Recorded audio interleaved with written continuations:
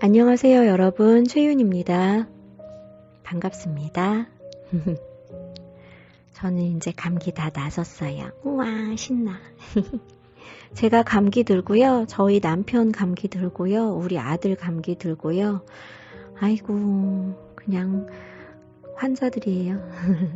감기 조심하세요. 제일 힘든 게 코감기랑 목인데 지난번에 육개장을 사서 먹었는데 육개장 국물이 막 목이 따끔따끔하고 답답하니까 육개장 국물을 이렇게 마셨거든요.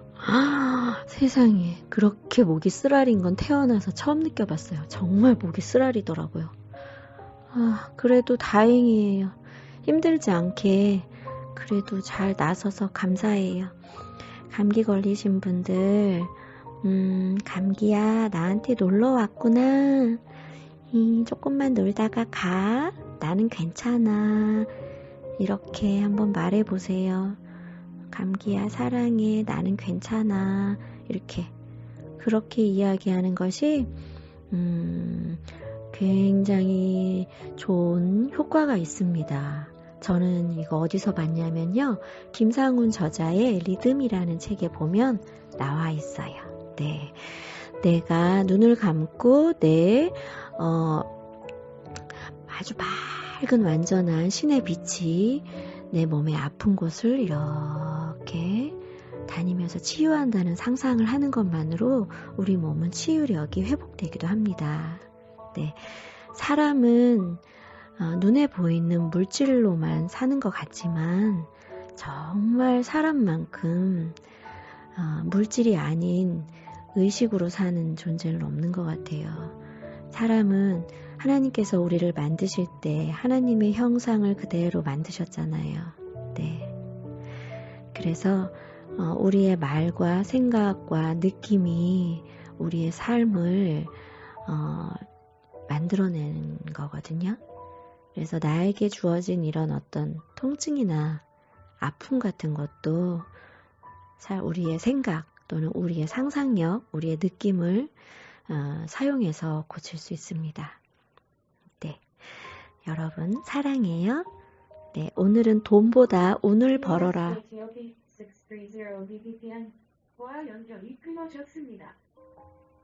우리 섹시한 저 스피커가 가끔씩 저러네요. 좀 왜 그런지 알 수 없어요. 어쨌든 오늘은 돈보다 운을 벌어라. 김승호 작가가 지은 책입니다. 이 책 꽤 오래전에 샀던 책이에요. 주역을 풀이를 해주셨고요. 주역을 통해서 운이라는 게 뭘까? 도대체 운이 뭐야? 라는 것을 이야기해 준 책이에요.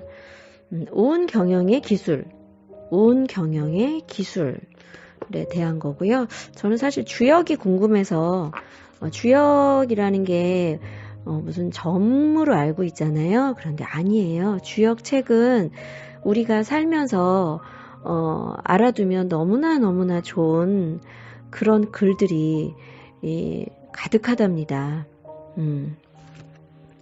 그래서 저는 그 주역의 어떤 그 주역에서 이야기하는 부분을 좀 배우고 싶어서 이 책을 좀 봤는데, 어쨌든 주역을 통해 그 주역을 가지고 운에 대한 부분을 설명하시는 그런 책이에요. 우리 왜 엄청난 성공을 거둔 사람들 보면 우리 그렇게 얘기하잖아요. 저 사람 정말 하늘이 낸 사람인가 보다.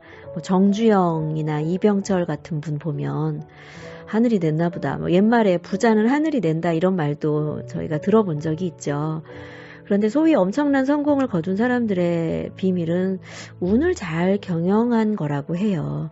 실력이나 노력은 그 다음 문제고, 뭐 대기업 총수, 정치인, 탑 연예인 등은 소위 그 운이라는 거에 대한 부분의 감을 알고 있다라고 얘기하는데, 운의 원리와 그것을 다루는 기술, 그런 부분에 대해서 이 책을 얘기를 하고 있고요. 매우 현실적인 사례를 들어가면서 이야기하고 있어요. 또 되게 재미있어요. 이 책 자체가 재미있고 이렇게 쉽게 그 운이라는 부분에 대해서 설명을 해줍니다. 저는 뭐 이런저런 이야기를 이분께서 하셨는데요. 책의 글 자체가 현대적이진 않아요. 그리고 왠지 이렇게 할아버지 앞에 앉아서 할아버지가 이것은 어떤가 하면 저것은 어떤가 하면 우짜고 저짜고 이렇게 말씀을 그래서 뭔데요? 이렇게 질문하는 약간 좀 천천히 진행되는 식의 말씀인데요. 편안하고 재미있습니다. 자, 한 파트 49페이지. 운 좋은 사람이 부지런한 사람을 이긴다. 이렇게 이분께서 말씀하세요. 근면한 사람이 성공한다. 정말 그럴까? 근데 이분이 듣고 본 바에 의하면 절대 그렇지 않대요. 근면한 사람이 절대 성공하진 않더라는 얘기입니다. 근면성이라는 거는 필요 조건일 뿐이지 충분 조건이 아니라는 거죠. 그냥 열심히 세상에 부지런하지 않은 사람이 많으니까 그냥 열심히 살아라. 그래서 성실성이나 근면성이 강조되어 온 것 같습니다. 나중에는 강조를 넘어서 과장이 되고 과장을 넘어서 무슨 근면성이나 성실성이 신앙처럼 그렇게 굳어져 버렸는데 오로지 근면해야만 성공한다. 오로지 성실해야만 성공한다. 그렇기만 하면 얼마나 좋겠습니까? 맞아요. 근데 이 작가도 이렇게 말씀하세요. 근면성이란 인생을 쉽게 사는 방법 중 하나다. 다만 열심히 일하는 것 말고는 다른 방법을 모르기 때문에 근면하게 사는 거다. 열심히 일하는 것 말고는 다른 방법을 모르기 때문에 근면하게 사는 것뿐이다. 불만 없이 주어진 대로 열심히 사는 사람이 있었다. 그런데 그 사람은 인생의 결과를 본인이 책임지지 않았다. 왜냐고 물었더니 자신은 열심히 살았기 때문에 그 결과는 하늘의 뜻에 달렸다는 것이다. 참으로 속편한 생각이 아닌가.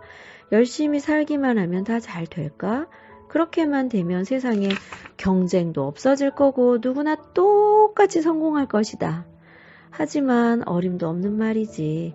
세상은 경쟁으로 가득 차 있고 그 속에서 근면성은 최소한의 필요 조건일 뿐이거든. 근면성은 누구나 가져야 할 덕목이라서 이마저도 없는 사람은 어디에 낄 데도 없어. 이렇게 말씀하시네요. 제가 물론 반말은 안 하셨죠. 그냥 왠지 할아버지가 상상돼서 제가 이렇게 얘기했어요. 재밌게 읽어드리려고요. 어떤 사람은 죽기 살기로 열심히 일했는데 실패했대요. 에이구, 그런 사람들은 실패의 절대 요소 한 가지를 간과했기 때문이야. 바로 운이라는 거야. 근면함이 반드시 좋은 운을 초래하는 건 절대 아니거든. 어떤 경우는 근면함이 오히려 운을 막을 때도 있어. 열심히 했을 거니 다 잘 될 거라고 생각하는 사람은 운명에 대해 지나치게 대만한 사람이야. 그렇게 말씀하시네요. 자, 예상치 못한 곳에서 내 노력이나 실력과 상관없이 좋은 기회가 찾아오기도 해. 그것은 바로 운을 잘 알고 있느냐, 운을 평상시 내가 내 삶 속에서 잘 활용했느냐의 문제야. 팔자니 운명이니 하는 말을 믿으라고? 그걸 어떻게 믿어? 그런 무책임한 말이 세상에 어디 있어? 이 책을 조금만 더 읽어보기 바래. 운이 좋은 사람은 똑같은 노력을 해도 더 크게 성공해. 내 말이 맞아. 난 정말 그런 사람 많이 봤어. 이렇게 말씀하세요.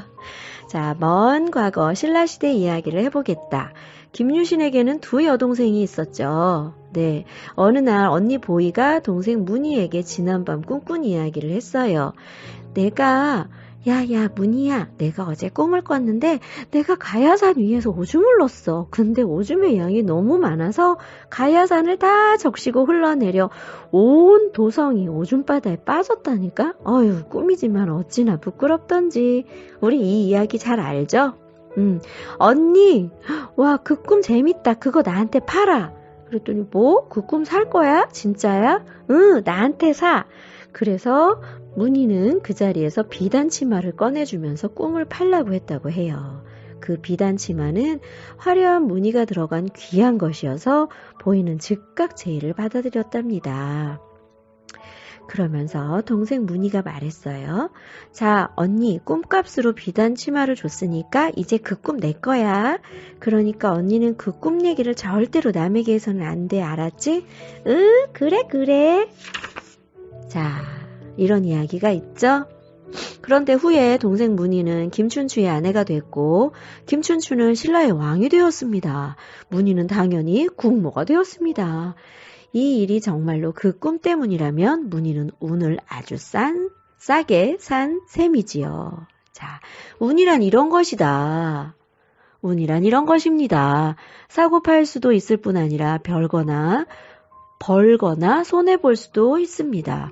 운이 어떤 특징을 가지고 있는지는 앞으로 차차 논의하기로 하겠습니다. 여기에서는 운도 돈처럼 벌 수 있다는 것 점에 유의해야 합니다. 운을 어떻게 벌어요? 운을 어떻게 좋게 만드느냐? 어떻게 좋게 만들어요? 네. 김승호 작가님이 주역의 원리로 운을 어떻게 벌어들이느냐, 운을 어떻게 좋게 만드느냐, 그것을 가르쳐 주신다고 합니다. 네. 자, 돈보다 운을 벌어라. 오늘 이 책을 여러분께 소개시켜 드렸습니다. 여러분 이거에 대해서 어떻게 생각하세요? 네, 하나님을 믿는 분, 또 신을 믿는 분은 어떤 그 신의 힘을 항상 축복하고 신의 어떤 그 능력과 은혜를 받고자 하죠. 자, 신이란 무엇일까요? 또 운이란 이분은 어떻게 설명을 하셨을까요?